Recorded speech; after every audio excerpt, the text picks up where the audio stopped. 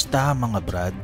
Pag-usapan natin ang bagong body armor ng Russia na tinatawag na Sotnik na may kakayahang pigilan ang 50 caliber machine gun.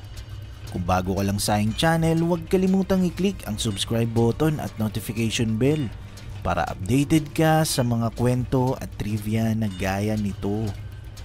Let's go! Sa panahon ngayon, walang paraan para sa military na protektahan ang kanilang kasundaluhan mula sa 50 caliber machine gun. Pero malapit na itong mabago dahil ang Russian military equipment manufacturer na Rostec ay naglabas ng payag na kasalukuyan na nilang dinedevelop ang body armor na tatawaging Sotnik o Centurion na may kakayahang pigilan ang pagtama ng bala mula sa 50 caliber machine gun. Malaki ang potensyal nito na mabago ang paraan ng approach ng mga kasundaluhan sa battleground. Ayon sa ground forces ng Russia, ang armor na ito ay planong mai-distribute sa kanilang kasundaluhan sa taong 2025. Inaasahan na ang Sotnik na ang magiging kapalit sa kasalukuyang Ratnik equipment set. Pag-usapan muna natin ang Ratnik. Para sa kaalaman, ang Ratnik ay package na mula sa body armor. Meron nitong flashlight at iba pang mga carrying gears. Ang Ratnik armor o Ratnik suit ay isa sa pinakamabangis na body armor na nagawa. Meron nitong 10 subsystems at 59 individual components, kabilang ang modernized body armor na dinisenyo para maging kalasag sa 7.62mm rounds. Meron din itong helmet na may special eye monitor na may thermal night vision monocular at flashlight, at meron din itong integrated communication systems. Ayon sa Army technology, may feature ito na self-contained heater, mayroong backpack, individual water filter, gas mask at medical kit. Sa pagtatapos ng taong 2020, ang Russian military equipment manufacturer na Rostec ay nakapag-deliver na ng halos mahigit 300,000 na second generation ng Ratnik combat gear outfits. Ngayon, aalamin natin kung bakit ang Sotnik ay masasabing pinaka-impressive na body armor na nagawa sa kasaysayan. Ang Sotnik ay itinuturing na magiging major upgrade ng Ratnik. Ayon sa Rostec, the new generation gear will consist of a fundamentally new set of technology, including the latest achievements of the Russian defense industry, including robotic equipment and integrated systems for exchanging information. Ibig sabihin na ang first stage ng development, yung tinatawag na tactical and technical requirements, ay naumpisa na. Ang ibang elements ng third generation Sotnik armor ay kasalukuyang nag-undergo na ng preliminary tests. Pero ang agaw pansin ngayon ay ang protection level na mayroon sa 4th generation Sotnik. Ayon sa Rostec, ang 4th generation Sotnik armor ay nagtataglay ng lightweight polyethylene fiber and armor plating na dinisenyo para mapigilan ang direct shot mula sa 50 caliber machine gun. Ayon pa sa Rostec, ang gear na ito ay hindi pahihirapan ang paggalaw ng sundalo. Ang polyethylene kasi ay isang lightweight, durable thermoplastic na may variable crystalline structure. Isa ito sa most widely produced plastic sa buong mundo. Actually, milyon-milyong toneladang napuproduce nito worldwide kada taon.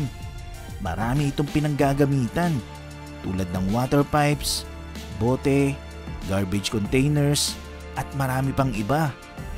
Isa sa property ng polyethylene ay natutunaw ito.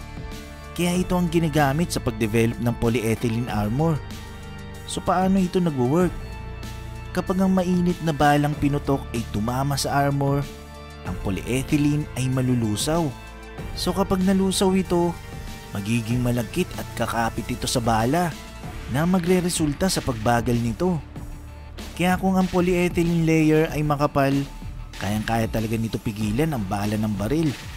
Ang challenge nga lang sa paggawa ng isang polyethylene armor ay yung kung papaano ito paninipisin para masuot ng sundalo. Kaya ang Sotnik ay nagtataglay ng Ultra High Molecular Weight Polyethylene o UHMWPE na may kombinasyon ng steel ceramic matrix. Ang steel ceramic matrix ay kaparehas na meron sa Ratnik system. Ang Ultra High Molecular Weight Polyethylene ang bagong dinagdag na materials dito. Kung sasamahan naman ito ng maraming matitigas na materials tulad ng steel at titanium, ang magiging problema naman medyo dadagdag naman ito ng bigat sa armor sa katawan at magkakaroon nito ng epekto sa paggalaw ng sundalo. Kaya ang Russia ay nagdevelop ng tinatawag na super thread para sa polyethylene armor. Ang Russian media ay kiniklaim na mas magaan ito kaysa sa body armors ng US at Israel. Bukod sa mas magaan nito, nag-o-offer pa ito ng mas matinding proteksyon. Alam nyo ba na ang 50 caliber bullet ay malakas? Ang timbang nito ay 4 times na mas mabigat kaysa 762mm. May kakayahan nitong magdala ng 11,017 na foot-pounds ng energy sa target nito na halos 6 times na mas malakas kaysa 762mm rounds. Ang ganito kalakas na bala ay kaya lang pigilan ng AR-500 grade steel na may halos 2 inches ang kapal. So obviously wala naman sundalo siguro na may gusto na ang kanilang armor na suot-suot ay ganito kakapal na bakal. Sobrang bigat talaga nun. Kaya bukod sa makapal na AR-500 grade steel, tanging ang Satnik full body armor lang ng Russia ang may kakayahang makapagpigil sa 50 caliber machine gun. Sa ngayon, ang air power pa rin talaga ang susi para manalo sa anumang digmaan. Ibig sabihin, pag na-dominate na ang air, finish na. Actually, wala pang substitute para rito. Bagamat ang infantry ay mananatili pa rin bilang backbone ng military, mahalaga pa rin na mayroong matibay na full body armor ang kasundaluhan para kahit papaano syempre ma-reduce ang risk, lalo na sa mga firearm tulad ng machine gun. Pero take note, ang Sotnik ay hindi ka kayang gawing immortal. Hindi ka na nito kayang protektahan sa mga portable missile na dibit-bit tulad ng Spike SR missile ng Israel. Anyway, good job pa rin sa Russia.